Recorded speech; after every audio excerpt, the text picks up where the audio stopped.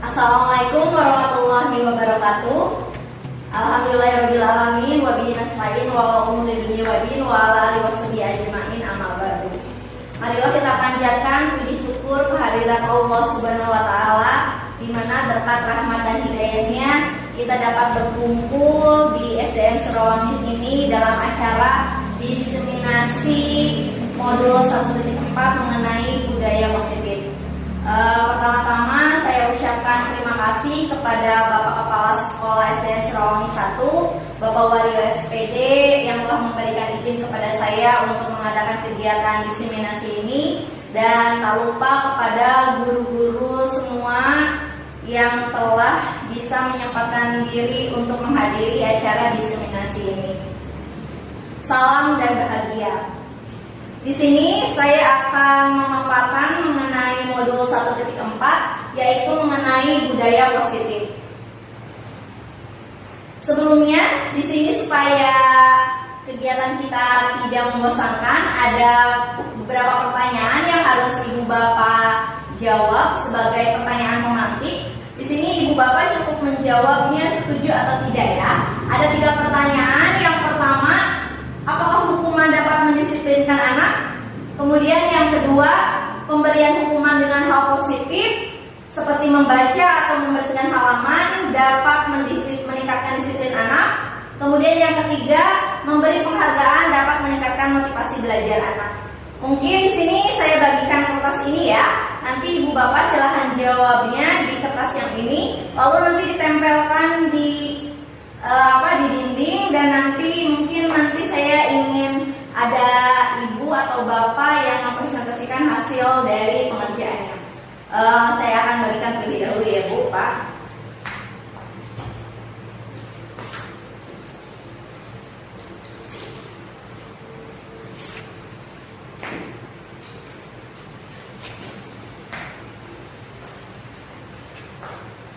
Apakah sudah Ibu, Bapak? Sudah Bu. Oh iya. Ibu bisa mempresentasikannya ke depan Bu? Boleh. Terima kasih. Baik, untuk pertanyaan pemantik dari Ibu, yang pertama, hukuman dapat mendisiplinkan anak. Menurut saya tidak setuju ya Bu, karena menurut saya hukuman itu sebenarnya kan menyakiti. Jadi menurut saya ada sesuatu hal lain yang dapat mendisiplinkan anak selain hukuman. Yang kedua, jadi menurut saya nomor 1 itu tidak setuju. Yang kedua itu pemberian hukuman dengan hal positif seperti membaca atau membersihkan halaman sekolah dapat meningkatkan disiplin anak. Ini menurut saya juga sebenarnya agak kurang setuju ya Bu. Menurut saya sih tidak setuju. Kemudian yang ketiga, memberi penghargaan dapat meningkatkan motivasi belajar anak. Kalau ini menurut saya sih setuju. Oke. Terima kasih. Terima kasih Ibu yang telah memaparkan mengenai pendapatnya. Untuk lebih memahami mengenai pertanyaan pemantik ini akan kita bahas nanti di materi-materi selanjutnya ya. Jadi yang pertama, apakah hukuman dapat mendisiplinkan anak? Setuju atau tidak? Ya, nanti Bapak Ibu bisa menyelaraskan atau menyamakan persepsi mengenai hukuman. Saya lanjutkan ke materi selanjutnya.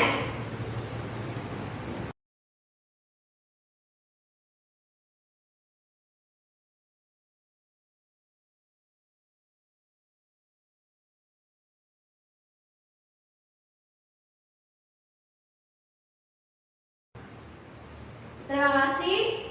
Sekarang kita lanjutkan kepada topik yang selanjutnya, yaitu yang pertama di sini saya akan memaparkan mengenai 6 topik. Yang pertama mengenai disiplin positif dan nilai-nilai kebajikan universal. Kemudian yang kedua teori motivasi, hukuman, penghargaan, restitusi. Kemudian yang ketiga mengenai keyakinan kelas. Yang keempat kebutuhan dasar manusia dan dunia berkualitas. Yang kelima yaitu mengenai restitusi, yaitu 5 posisi kontrol. Dan yang keenam adalah mengenai segitiga restitusi.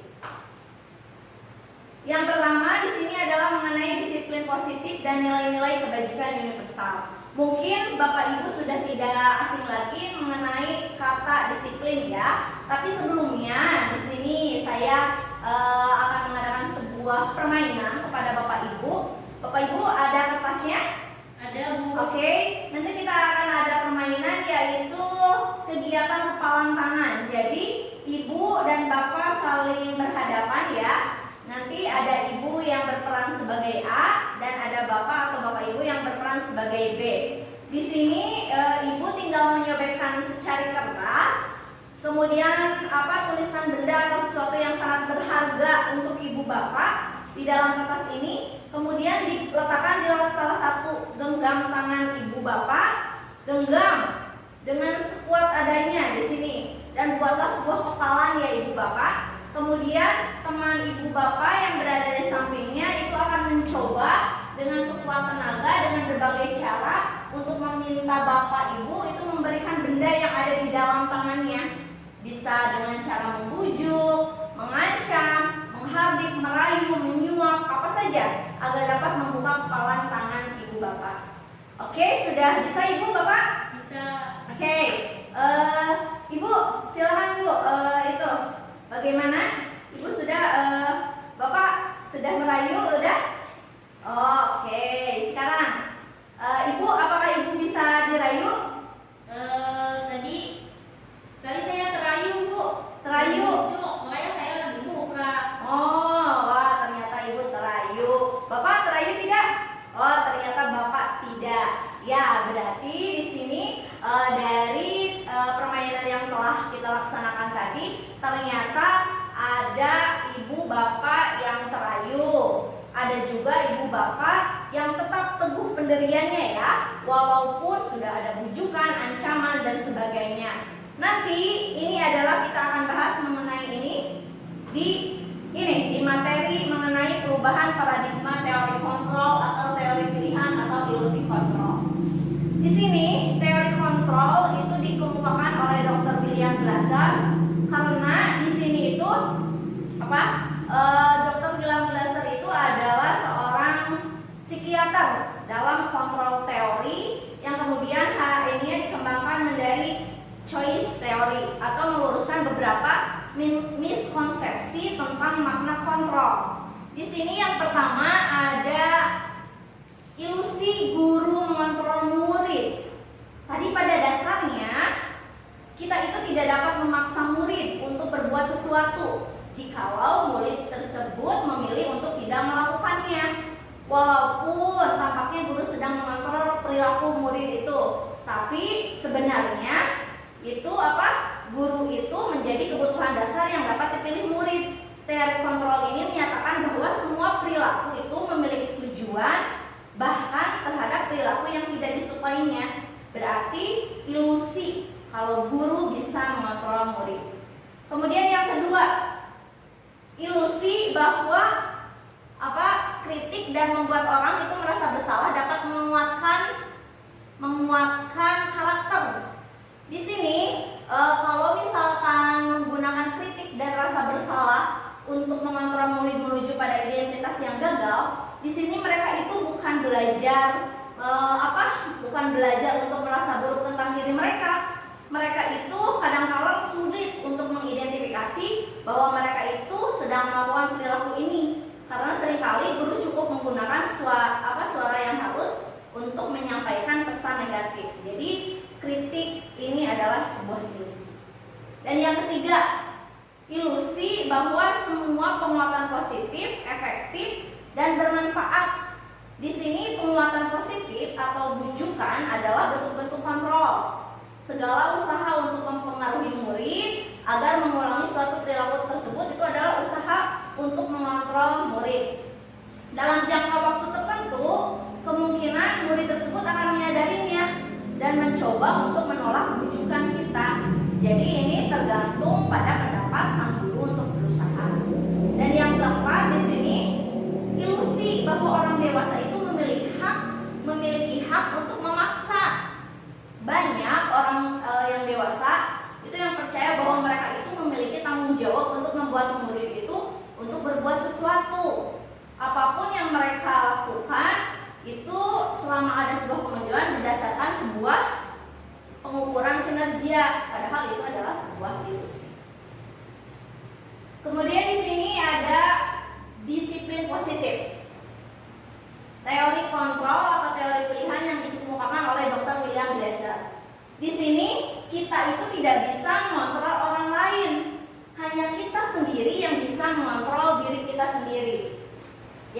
kaitannya dengan di sini makna disiplin. Karena di sini makna disiplin ini yaitu belajar mengontrol diri dengan menggali potensi kita agar tercapai suatu tujuan yang mulia, ya. Kemudian di sini juga pasti semua yang kita lakukan itu memiliki tujuan.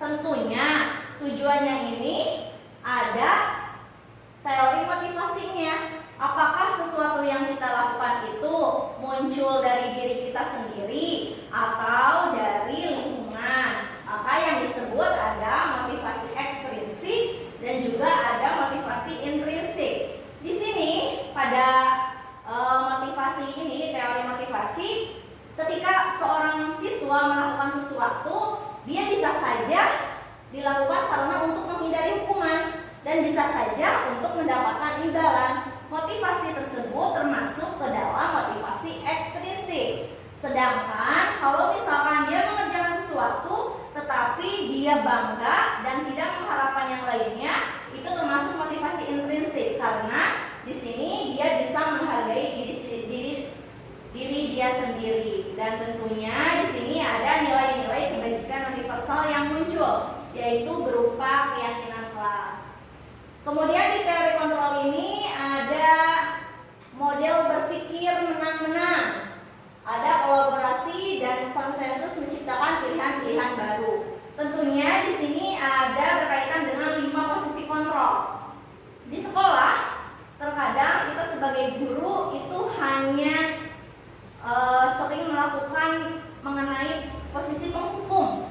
Di pelatihan guru penggerak ini saya mendapatkan atau saya mendapatkan ilmu mengenai 5 posisi kontrol, bahwa kita itu tidak hanya atau tidak harus menjadi seorang penghukum, tetapi kita itu bisa menjadi pembuat rasa bersalah sebagai teman, pemantau, bahkan yang lebih bagus adalah ini sebagai manajer. Yang artinya di sini ketika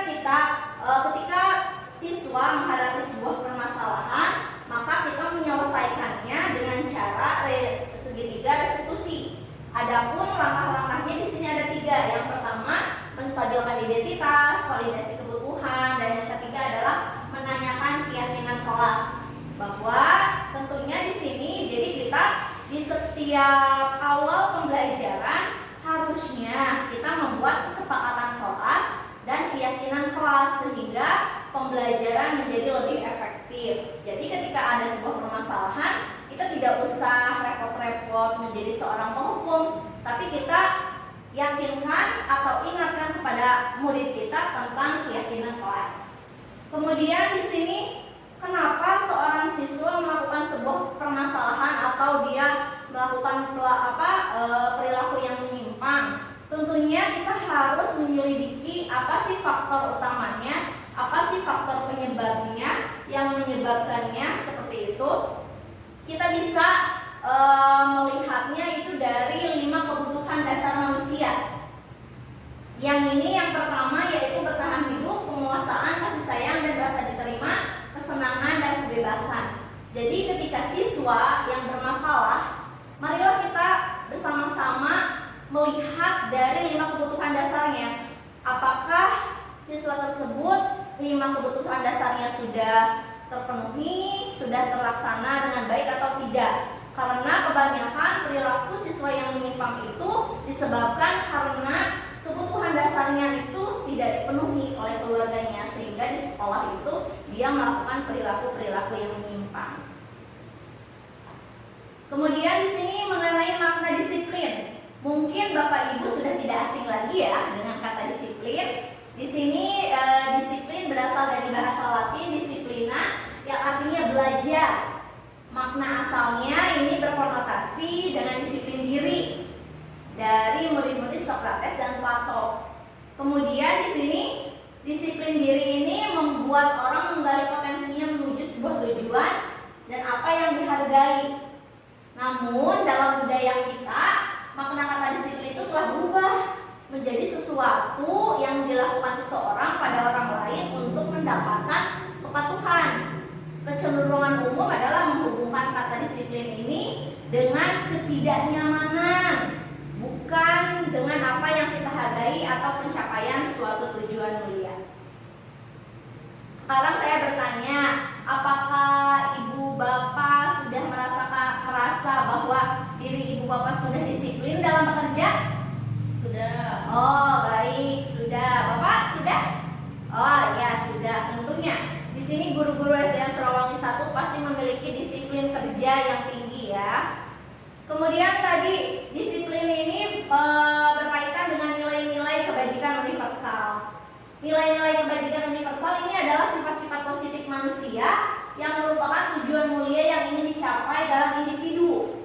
Di sini menurut Dr. William Glasser pada teori kontrolnya, di sini mengaitkan nilai-nilai kebajikan itu yang diyakini itu pasti memiliki motivasi intrinsik, sehingga itu akan terbangun dan menggerakkan motivasi dalam dirinya untuk mendapat atau mencapai suatu tujuan yang ingin dia capai.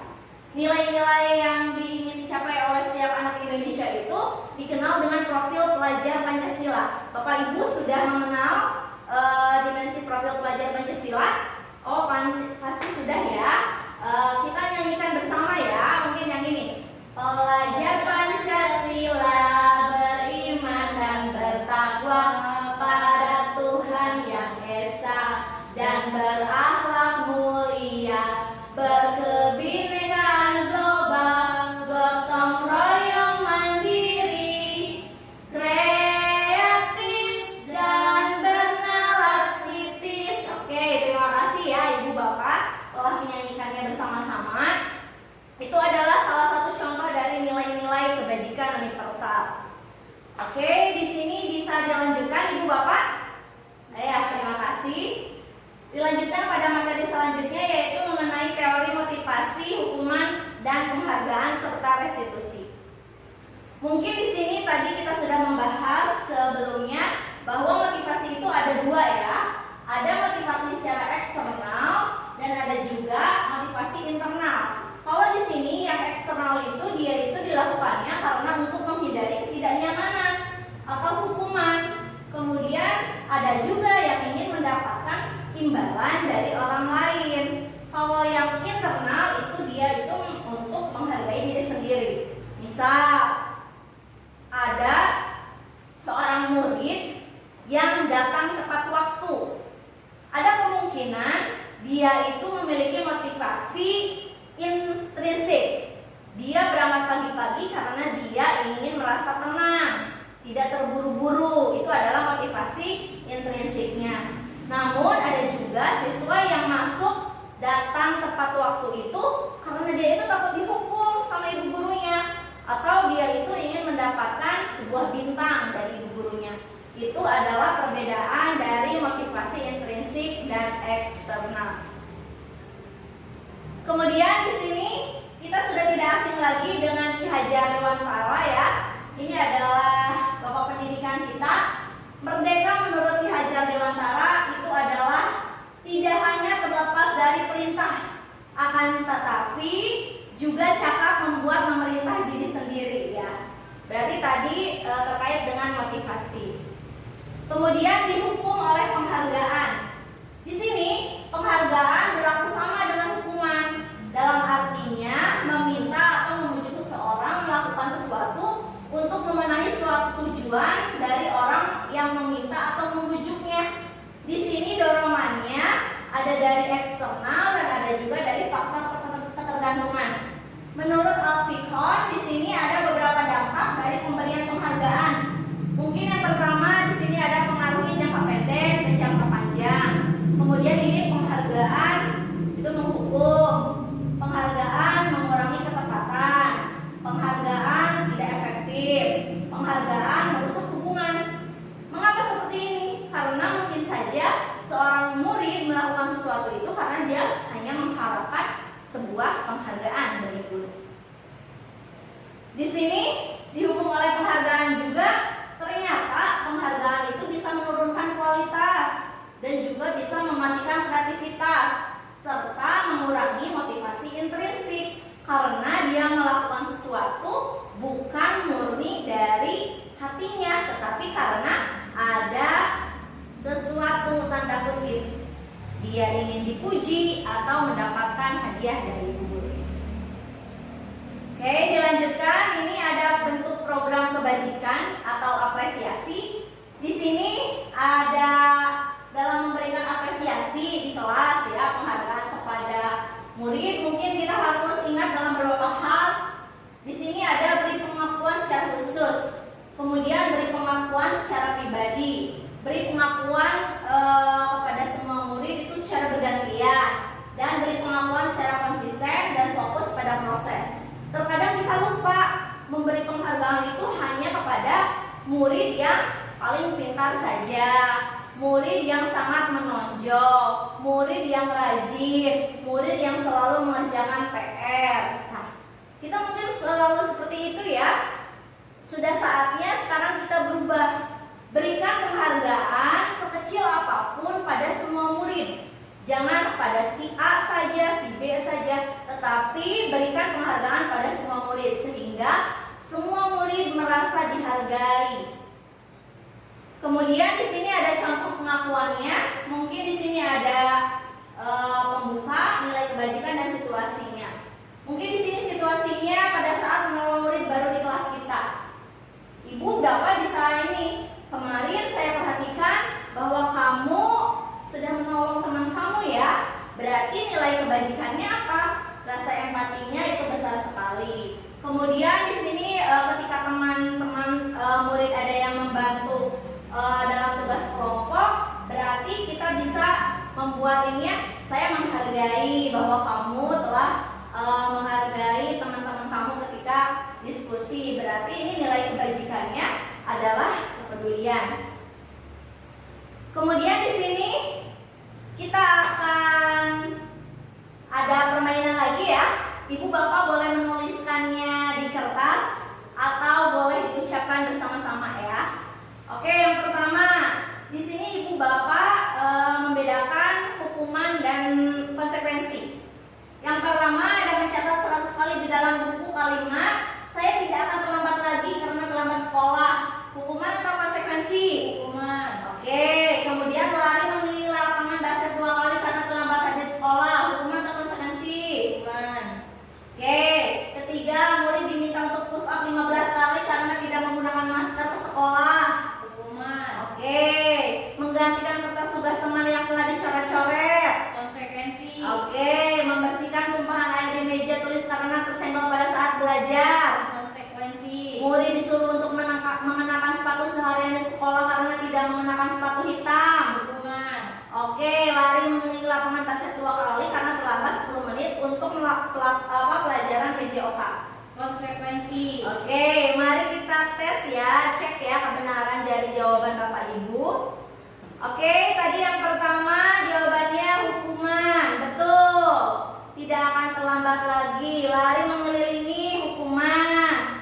Kemudian di sini yang konsekuensi membersihkan tumpahan air dan murid disuruh untuk membersihkan dan menggantikan kertas. Oke, betul ya. Berarti jawaban Ibu Bapak semuanya sudah bisa memahami antara perbedaan hukuman dan konsekuensi. Di sini ada tabel yang bisa Ibu Bapak lihat dan amati perbedaan dari hukuman dan konsekuensi. Kalau hukuman itu menyakitkan, harus terjadi. Kalau konsekuensi itu ya sesuatu yang harus terjadi. Kalau hukuman, anaknya sakit fisik, kemudian sakit hati juga dalam jangka waktu yang lama. Kalau konsekuensi itu dia itu merasa tidak nyaman saja dalam jangka waktu pendek. Kemudian kalau hukuman, anak itu jadi benci terhadap kedisiplinan. Kalau konsekuensi, anak itu menghargai disiplin. Kalau hukuman ada paksaan, konsekuensi itu berupa stimulus dan tanggapan. Hukuman mendorong anak menyakiti diri sendiri, kemudian konsep dirinya yang buruk, kemudian anak juga berusaha untuk menyembunyikan kesalahan, marah, mempunyai rasa bersalah, merasa dipermalukan dan merasa tak dihargai. Sedangkan konsekuensi itu mendorong anak agar mudah menyesuaikan diri, kemudian konsep dirinya baik, anak belajar untuk mematuhi peraturan, kemudian dibuat tidak nyaman dan diasingkan untuk sementara. Jadi mungkin kita bersama-sama untuk memperbaiki diri. Ternyata hukuman itu tidak baik ya Bapak Ibu untuk anak-anak kita. Di sini apa itu restitusi?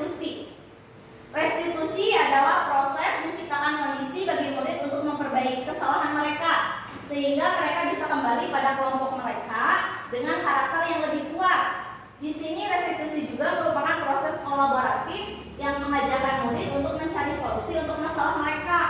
Jadi kita itu di kelas itu atau di sekolah tidak boleh menjadi seorang guru yang penghukum, tetapi kita harus melakukannya atau memecahkan masalahnya dengan cara restitusi, dan tentunya dengan tadi 3 langkah dalam segitiga restitusi. Di sini ada identitas yang gagal dan ada identitas yang sukses. Tadi yang hukuman. Kalau hukuman ini sesuatu yang harus menyakitkan ya. Kemudian kalau disiplin di sini ada konsekuensi dan restitusi. Kalau konsekuensi itu harus terjadi, kalau restitusi itu merupakan pilihan. Jadi kita melakukan penawaran dulu, pilihan kepada peserta didik juga. Di hukuman tidak nyaman untuk murid dalam jangka waktu panjang. Kemudian di sini juga murid akan tersakiti. Ada perilaku pasif, agresif dan meningkat. Sistem tidak akan berjalan bila murid tidak takut. Kemudian berlaku hanya pada sebuah institusi, tidak berlanjut pada kehidupan nyata.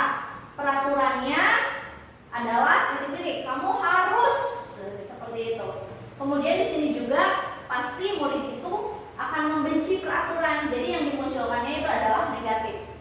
Kalau konsekuensi nanti dia itu akan netral.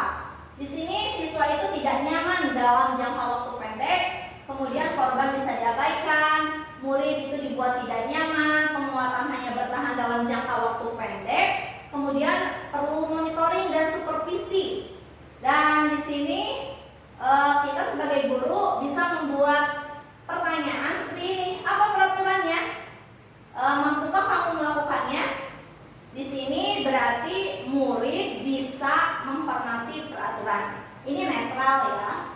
Kalau restitusi ini merupakan pilihan, menguatkan murid dalam jangka waktu panjang, kemudian korban yang mendapatkan ganti, murid itu mendapatkan penguatan, masalahnya pasti terpecahkan, ada solusi. Kemudian murid belajar tanggung jawab untuk perilakunya, fokus pada pemecahan masalah dalam jangka waktu panjang. Dan pastinya di sini murid akan menghormati dirinya dan orang lain, sehingga di sini sudah terlihat ya Ibu Bapak apa perbedaan dari hukuman, konsekuensi dan restitusi. Jadi mulai dari sekarang mari kita berubah secara bersama-sama. Mari kita saling mengingatkan, berkolaborasi untuk menciptakan budaya positif. Tentunya ketika ada sebuah permasalahan, mari kita pecahkan dengan cara restitusi. Ciri-ciri restitusi ini yang pertama bukan untuk menebus kesalahan, namun untuk belajar dari kesalahan. Kemudian memperbaiki hubungan. Restitusi itu tawaran, bukan paksaan. Restitusi menuntun untuk melihat ke dalam diri. Kemudian mencari kebutuhan dasar yang mendasari tindakannya. Kemudian restitusi itu adalah cara yang paling baik. Dan restitusi itu fokusnya pada karakter, bukan tindakan. Serta restitusi itu fokus pada solusi. Restitusi mengembalikan murid yang berbuat salah pada kelompoknya. Jadi di dalam restitusi ini guru itu memberikan beberapa pertanyaan-pertanyaan yang kemudian murid itu bisa memecahkan permasalahannya dengan baik. Baik, dilanjutkan pada materi selanjutnya. Ada yang mau ditanyakan atau bisa dilanjutkan Ibu Bapak? Bisa. Oke, terima kasih. Mengenai keyakinan kelas. Di sini tadi saya pernah menyinggung mengenai keyakinan kelas dan kesepakatan kelas ya. Idealnya kita di awal pembelajaran kita membuat kesepakatan dengan siswa. Lalu dari kesepakatan tersebut kita buat menjadi keyakinan kelas, sehingga peserta didik atau anak didik kita itu bisa menghormati dan bertanggung jawab atas keyakinan kesepakatan kelas yang telah mereka tuangkan secara bersama-sama. Di sini tentunya dalam sebuah keyakinan kelas itu harus ada motivasi intrinsik ya. Kemudian kita juga harus bisa mengembalikan nilai-nilai atau keyakinan-keyakinan kelas yang bisa menggerakkan murid kita. Jadi kita itu mengembalikan pada siswa ya, karena semuanya dilakukan oleh siswa juga.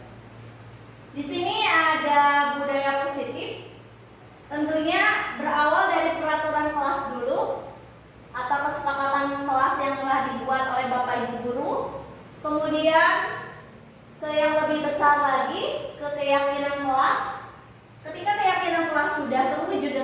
baik, maka akan tercipta lingkungan positif. Ketika lingkungan positif di kelas sudah baik, maka itu akan menciptakan budaya positif di sebuah sekolah. Makanya kesepakatan kelas itu adalah hal yang paling dasar yang harus kita lakukan bersama-sama, karena dari sanalah cikal bakalnya bisa terwujud sebuah budaya positif sekolah. Di sini ada permainan lagi. Menurut Bapak Ibu, yang mana yang merupakan keyakinan kelas? Apakah yang berwarna hijau ini atau yang berwarna putih ini? Hijau. Yang mana? Oh, yang hijau. Oke, Bapak yang mana? Bapak yang putih. Oke. Di sini kalau keyakinan kelas itu berisi kalimat-kalimat yang positif ya, Bapak Ibu. Di sini ya semuanya ini sudah merupakan keyakinan kelas. Di sini ada kami guru dan murid yang saling menyayangi, kami murid yang semangat belajar, kami murid yang peduli dengan teman-teman. Semuanya ini adalah sudah merupakan keyakinan kelas. Di sini supaya Ibu Bapak mendalami mengenai keyakinan kelas, ada tabel T dan tabel Y. Di sini ada ininya adalah ada hormat, ada bekerja, ada diterima dan diiliki. Hormat, menurut Bapak Ibu, di sini hormat bisa terlihat, bisa ya, bisa terdengar, bisa dari kelihatan berperilakunya bisa, bekerja juga bisa terlihat, bisa terdengar, bisa berperilakunya juga ya. Kemudian bisa tampak tidak sih atau tidak tampak seperti itu. Kita akan bersama-sama ya.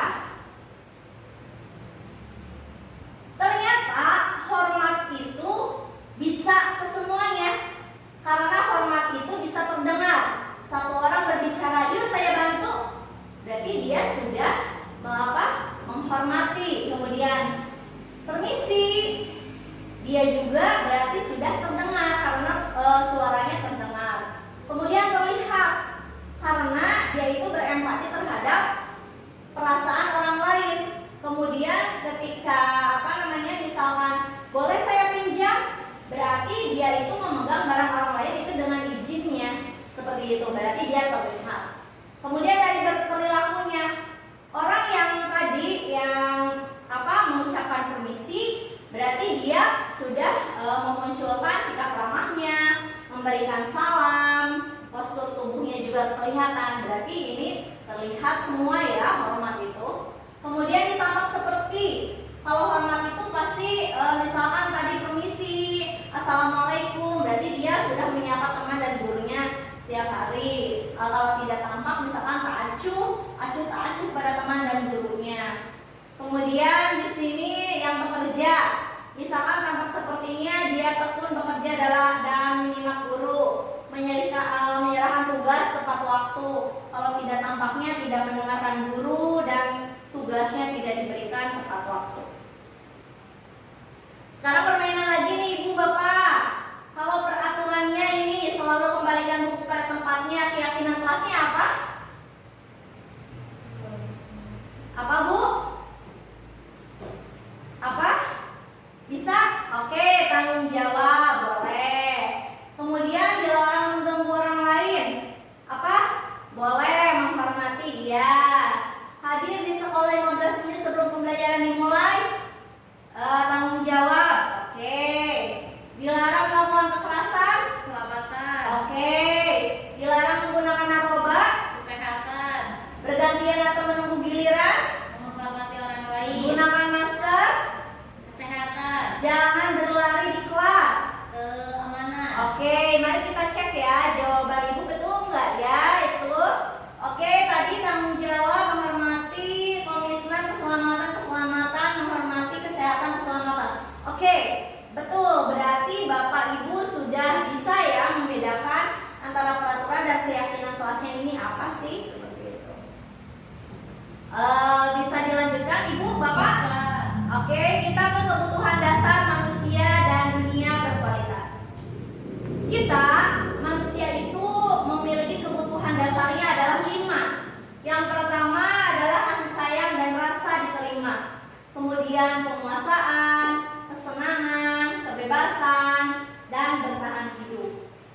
sudah saya paparkan sebelumnya, ketika seorang siswa yang bermasalah, maka kita seorang guru harus bisa mengeceknya. Faktor apa saja yang menyebabkannya?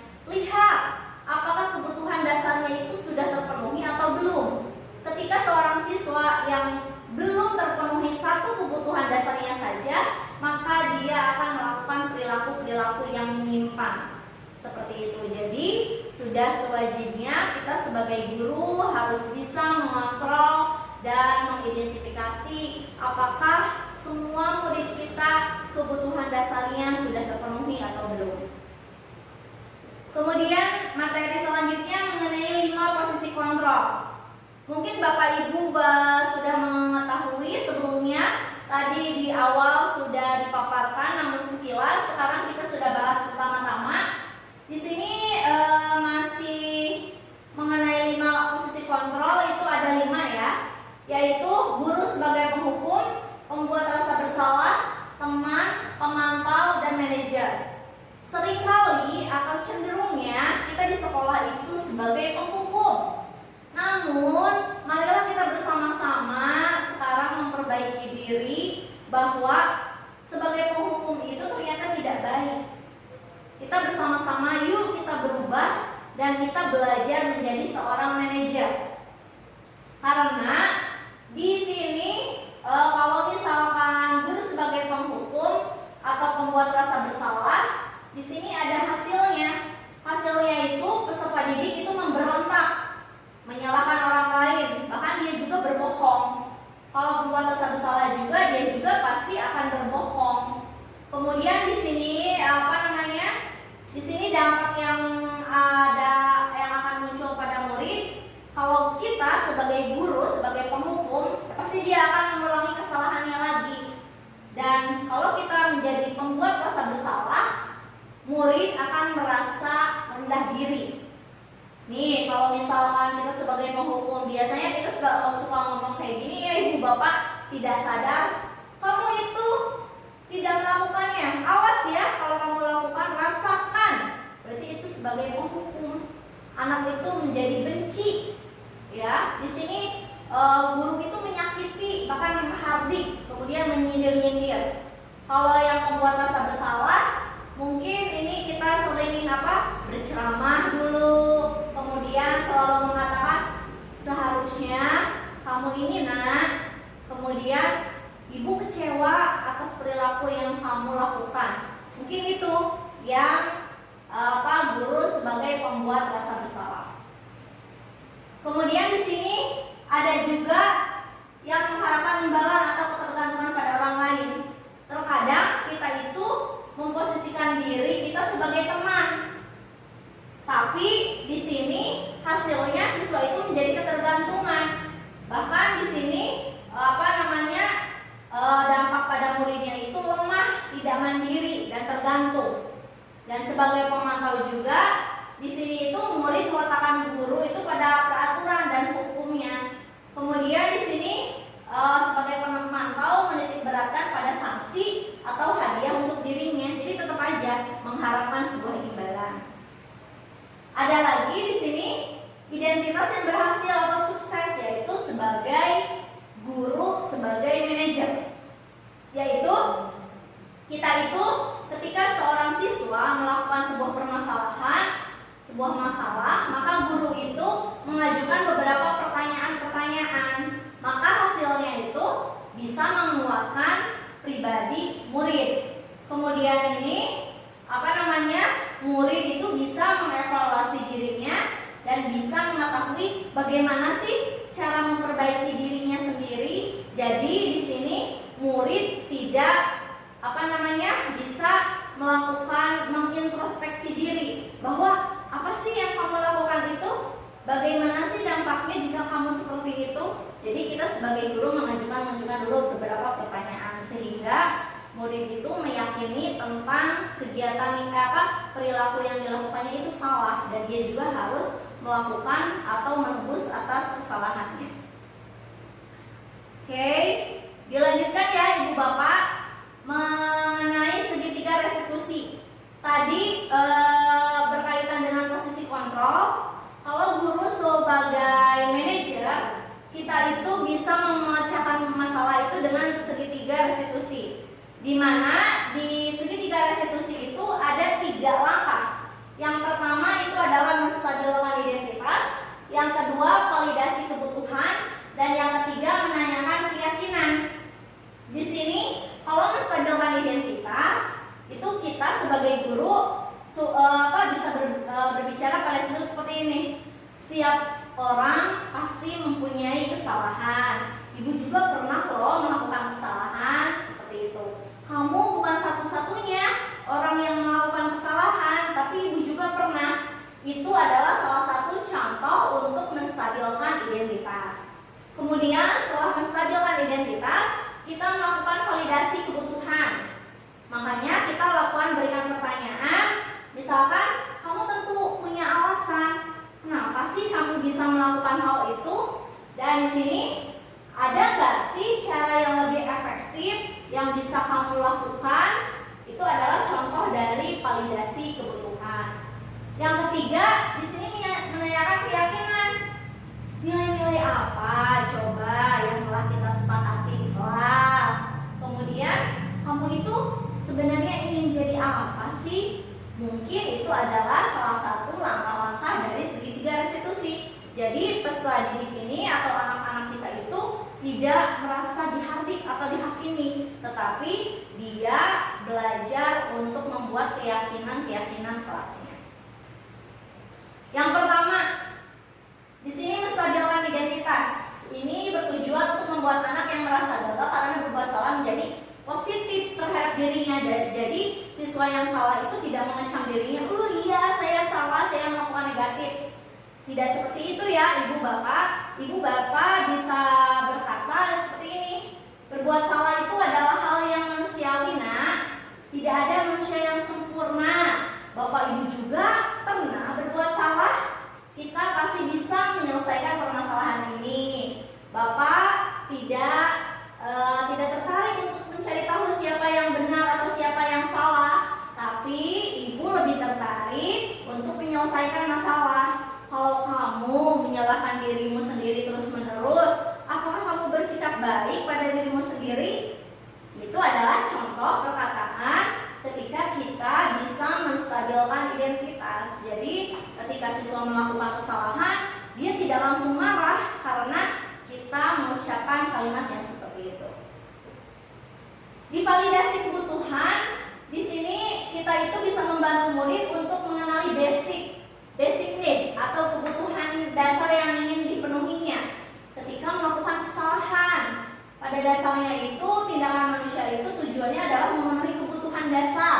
Yang tadi ya Bapak Ibu, kebutuhan dasarnya ada 5, ada penguasaan, kebebasan, kasih sayang dan rasa diterima, kesenangan atau bertahan hidup. Ibu Bapak bisa mengucapkan atau berkata seperti ini pada anak didik kita, kamu bisa saja kan melakukan hal yang buruk, tapi kamu tidak melakukannya kan? Kamu pasti punya alasan mengapa melakukannya. Apa yang penting bagi kamu? Kamu boleh tetap berusaha menjaga sikap itu, tapi tambahkan sikap yang lainnya yang baru. Apakah kamu bisa melakukan dengan lebih baik besok lagi? Itu adalah kata-kata yang bisa kita ucapkan dalam melakukan validasi kebutuhan. Dan yang ketiga, di sini ada menanyakan keyakinan.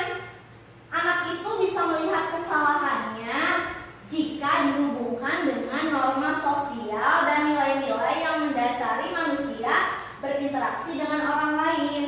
Jadi kita bisa mengucapkan kalimat atau kita bisa berkata, apa sih nilai yang kita percaya di kelas atau di sekolah kita? Nilai-nilai universal apa yang telah kita kesepakati di kelas? Menurut kamu, kelas yang ideal itu yang seperti apa sih? Kamu ingin jadi anak yang apa? Yang seperti apa? Apa yang kamu rasakan ketika kamu melakukan itu? Kamu ingin menjadi orang yang seperti apa? Jadi kita bisa menggali pertanyaan-pertanyaan ini dan siswa juga bisa menjawabnya dengan apa? Dengan akal sehat ya, dengan yang baik tanpa ada emosi. Mungkin materi dari saya cukup sekian. Apakah ada yang ingin ditanyakan? Tidak, Bu. Oh tidak. Saya memohon maaf apabila dalam penyampaian materi ini terdapat kesalahan dan ada perkataan saya yang menyakiti hati Bapak Ibu guru. Terima kasih atas perhatiannya dan semoga materi yang kita sampaikan atau yang saya sampaikan pada acara diseminasi budaya positif ini bisa bermanfaat untuk kita semua sehingga di SDN Surawangi 1 bisa terciptanya budaya yang positif dan bisa meningkatkan kualitas pendidikan kita. Terakhir, wabillahi taufiq wal hidayah. Wassalamualaikum warahmatullahi wabarakatuh. Waalaikumsalam warahmatullahi wabarakatuh. Gerak, yang depan gerak. Gerak, gerak. Ucap basmalah.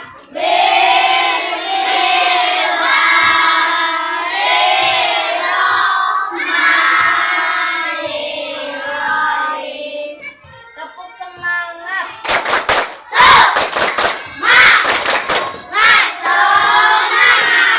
Tepuk hebat. Aku hebat. Kamu hebat. Kita hebat. Keren, keren. Yes. Oke, sekarang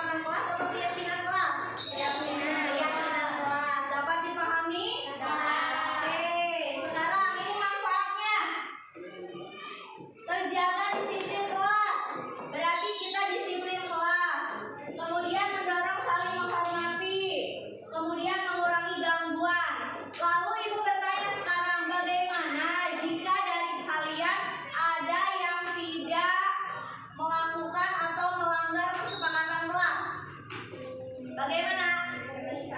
Dikenai sanksi kata Arin. Apalagi? Dikenai hukuman. Berarti nanti kita akan buat kesepakatan kelas ya. Apa kesepakatan kelasnya? Di sini ada juga manfaat keyakinan kelas dalam pembelajaran. Motivasi belajarnya jadi tinggi. Jadi di sini tidak ada yang saling mengganggu. Misalkan tidak ngobrol di kelas, itu kesepakatan atau keyakinan? Kesepakatan. Pintar. Sekarang kita akan bersama-sama membuat kesepakatan kelas ya. Ibu bagikan ini ya. Kalian silakan isi. Yang di lem, mulai leman ini yang di belakang ya. Silakan. Sampai dulu ke siapa? Beri nama. Silakan buat kesepakatan kelas. Kamu bebas.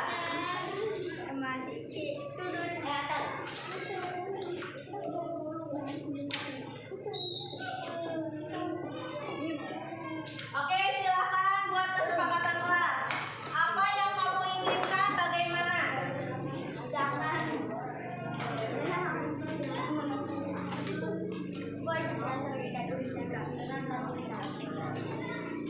Oke, silakan buat.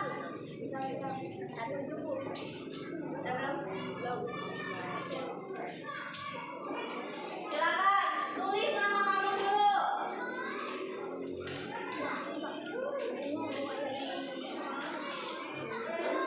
Ini anu lem yang ada lemnya itu di atas ya. Nah, tulisnya kayak gini, yang ada lemnya itu yang di atas.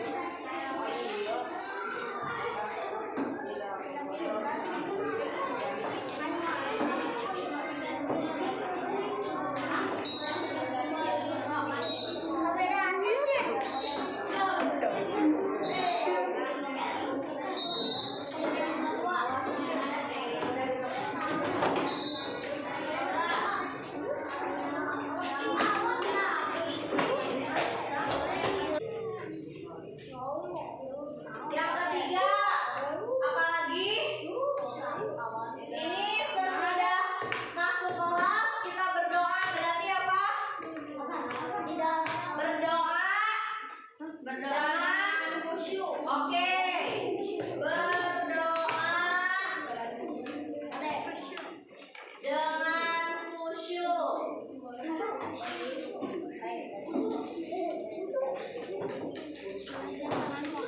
Kemudian apa lagi? Tadi tidak mengobrol, berarti kita berubah ke tidak mengobrol ketika belajar. Berarti apa? Belajar dengan apa? Apa? Belajar dengan tertib. Oke, ini nih, dengarkan, ini keyakinan kelas nih. Yang udah dari kamu kesepakatan kelasnya. Belajar dengan tertib. Kemudian apa lagi? Kemudian ini ada lagi. Ketika itu katanya tidak makan dan ngobrol dan minum ketika belajar. Berarti apa kita ubahnya? Makan dan minum ketika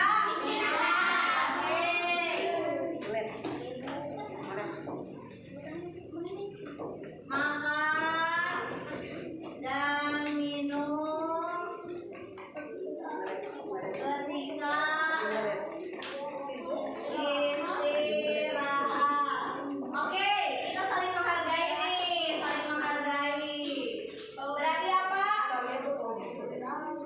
Apa? Tadi katanya tidak menyontek ketika belajar, ketika ujian. Berarti apa? Ketika ujian apa?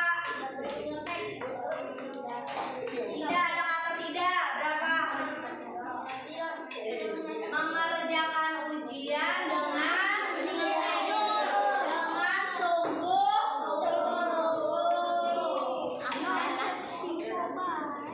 Mengerjakan ujian dengan sungguh-sungguh dan percaya diri.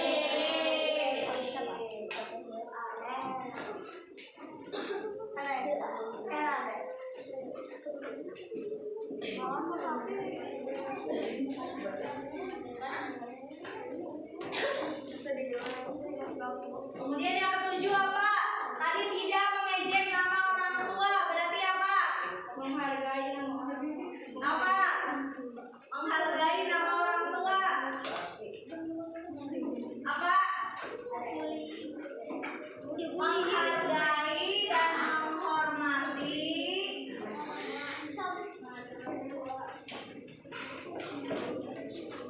apa? Nama baik. Benar. Oke, ini adalah kesepakatan kelas kita ya. Dan ini keyakinan kelas kita. Berarti yang pertama apa dibaca sama-sama? Oke, mana suaranya yang kedua apa?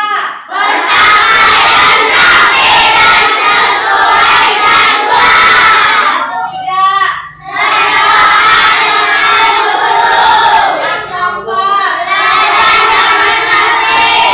Yang kelima.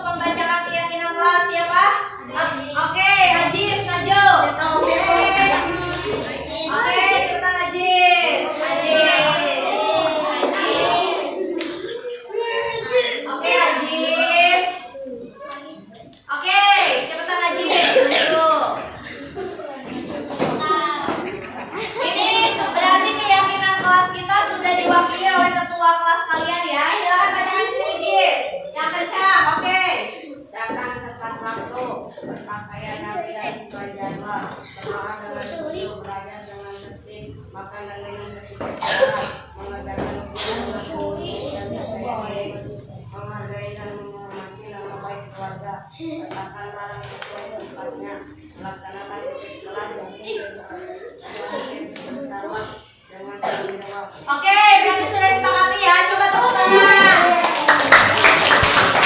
Berarti sudah disepakati bersama.